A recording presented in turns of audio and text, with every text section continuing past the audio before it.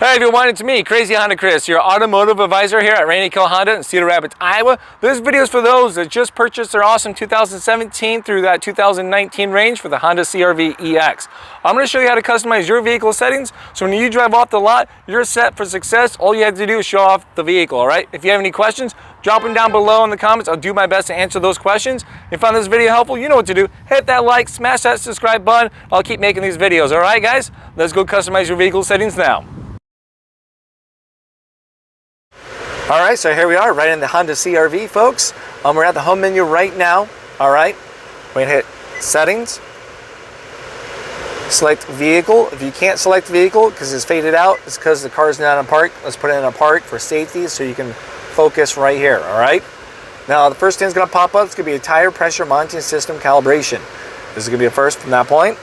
So we're gonna select that. You have an indirect tire pressure monitoring system over here. So if you have your tire pressure light down there, it's telling you to get out there, double check your tire pressure and make sure you correct it if you need to, all right? Now to reset that, all you have to do is hit calibrate and it's done. Tire pressure light has been reset.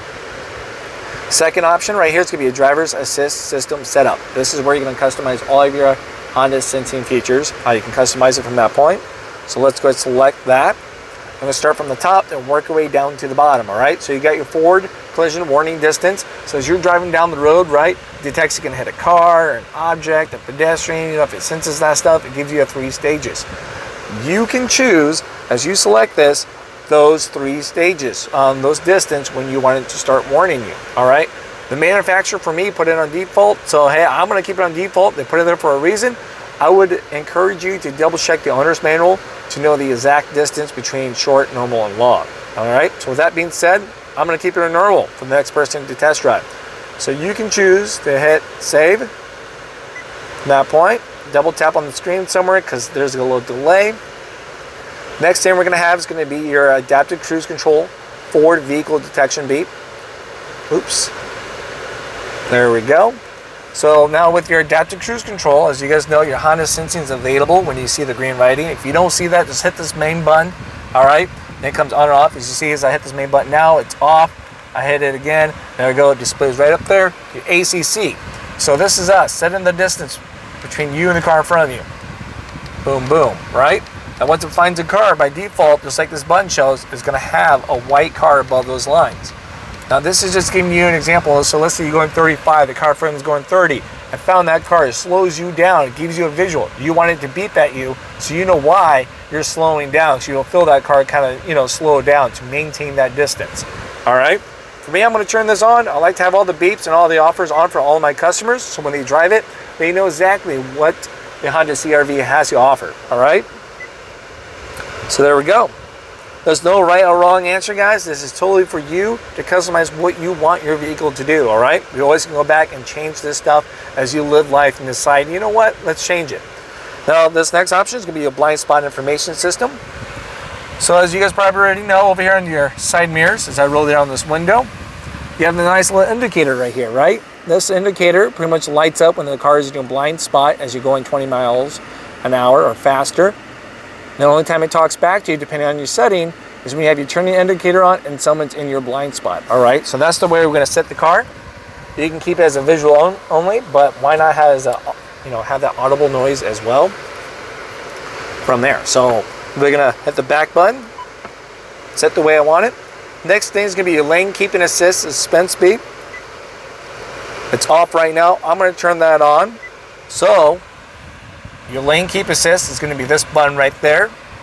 It's hollowed out dotted lines right now because we're not going the proper speed of 45 to 90 and we're not finding lines on the road. But if we were to be filled in white solid dotted lines, so you know it's working.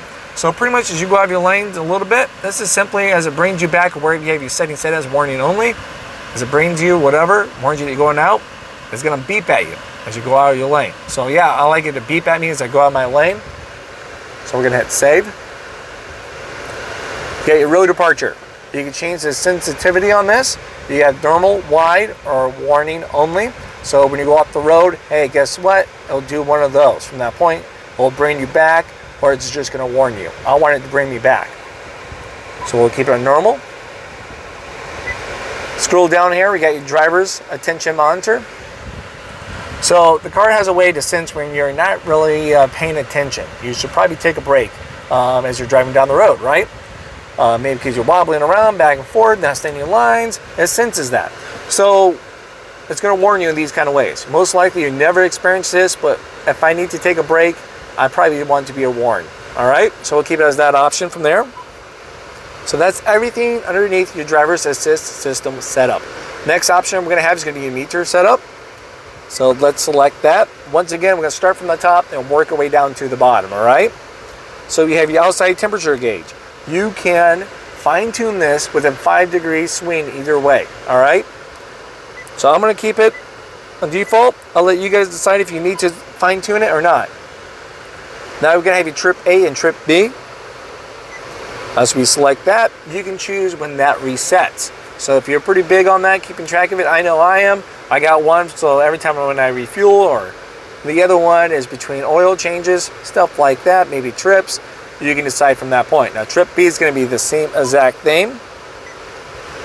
Find out what works for you and then save it. You have your alarm volume. So here's your adjusted alarm volume. So, you know, you get those 3 different options there. You can customize your turning indicators, stuff like that. That's going to be the beeps, how loud those beeps and stuff are going to be, all right? So we'll keep that on medium. We're going to go down here to fuel efficiency backlight. Let's select that. So right now it's on. So pretty much what that is going to be this white light that's right up here, right? You see that? That changes colors when you're being fuel efficient or when you're not. So right now we're not because it's white, but it goes from white to green when you are being fuel efficient, and the green to white when you're not. So it's a visual coaching right there. So it's going to be pretty awesome, all right? So let's keep that on there. I can't think of a reason why to turn it off unless you just want to see the colors change. We'll scroll down here. You have your turn by turn with auto display. We'll keep that right on there for you. You're going to have your new text notifications. So when you got it linked up there from that point, you get those messages and stuff like that.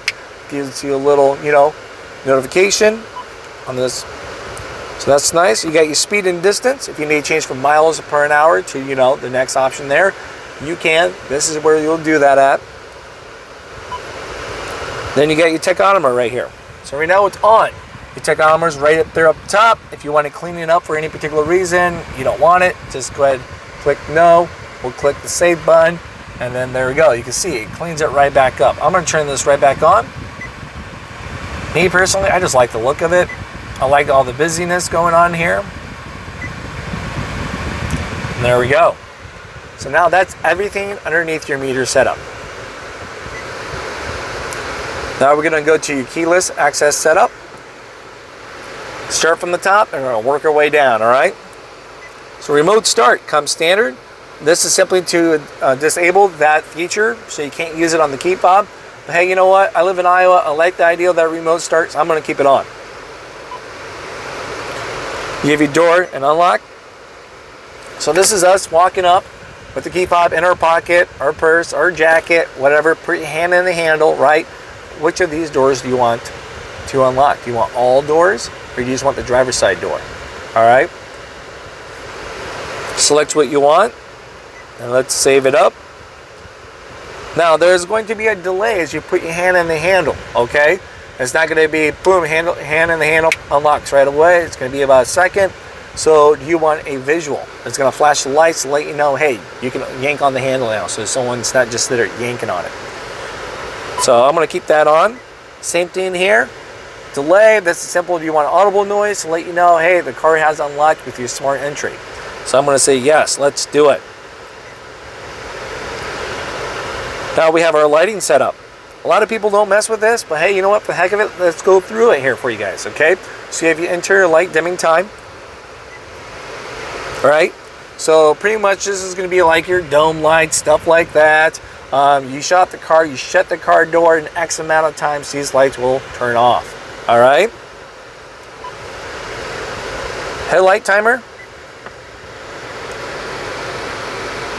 So you shut off the car, shut the door, X amount of time, your headlights will shut off. Sorry if my camera's bouncing around here, guys. I got a new tripod being ordered right now. So hopefully it'll get here soon for my next video. Kind of broke it. Now you can choose that from that point. So maybe this is great. Maybe you work a lot doing night times. You get home late. Excuse me.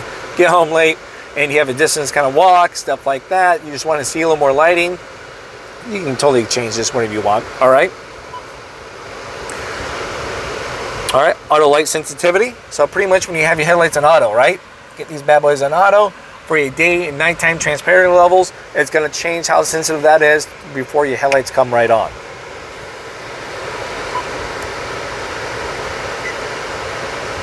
All right, so you have interior illumination sensitivity. So when you have your headlights on auto, you can change the brightness. Like, you know, when your headlights come on, you have this dimmers. You can increase the brightness on this so it's easier to see. But maybe it's too bright for you, it hurts your eyes. You can turn it down, stuff like that, all right? So that's going to be this option here.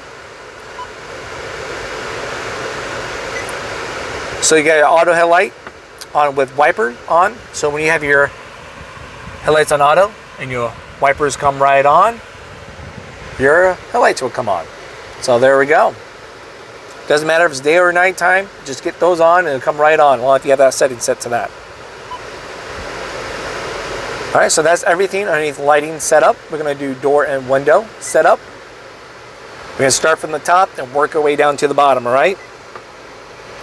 Now, this is simply with the auto door lock. We just got into the car right now. We're about to drive away because we're going to show off our new car. Okay? With which of these options do you want your doors locked? When you go with speed, or should I shift from park to reverse or drive, and boom, doors locked. I'll have that off. Let's hit the lock button over there on the driver's side door. Door unlock mode. So auto door unlocks right here. I just maybe going in here to Randy Kuehl Honda to ask Crazy Chris a question, which I do encourage. And then when do I want the doors to unlock? Okay, maybe I'm out there taking kids around quite a bit, doing a lot of stop and go. So maybe I like it when I shift to park. Get out, people. Perfect. As soon as I shut off the car, you guys can read these options right there. Simply when you want the doors to unlock. You have key and remote.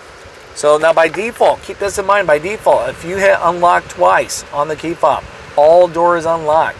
This is the first time you're hitting it. You want the driver's side or all doors to unlock. All right, with that being said, 95% of my customers, what they do, they go to driver's side only, and they just kind of, you know, play around with it from there. You have your keyless lock answer back. Lock, you know, lock, unlock, whatever is going to beep to let you know that you're hitting those buttons, so that it has done what it's doing. Now we have the security relock timer. So let's say if I unlock on the key fob, X amount of time, and someone doesn't open up a door, and that X amount of time is going to relock all the doors, all right? Last one down here is going to be a walkaway auto lock feature.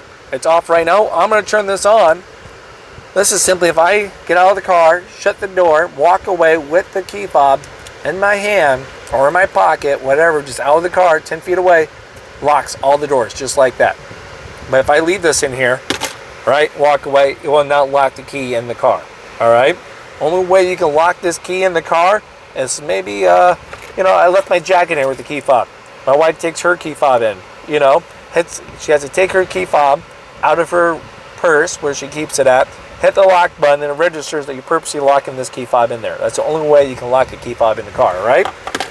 So, there we go. We'll keep that on. So when I go into the dealership, I know it's locked from that point. Only negative I can think about, maybe you like to keep your cars unlocked in the garage, and you're trying to get it, you have to go get the key fob. The key fob has to be in the car or close to the car so you can get in and out. That's the only negative I can think. All right, last thing here is going to be a maintenance. So like oil changes, other services may be required. This is where you're going to find that at. All right, guys? Guys, thank you again for watching my video. Hopefully it was very helpful, answering a lot of questions for you guys. But if it wasn't, drop a question down below. I'll do my best to answer those questions for you guys. And you know, if you found it helpful, support me. Hit that like, hit that subscribe. I know you guys are probably tired of hearing it, but it really helps me out, and I'll keep making these videos for you guys, all right? All right, we'll stay in touch. Talk to you guys later.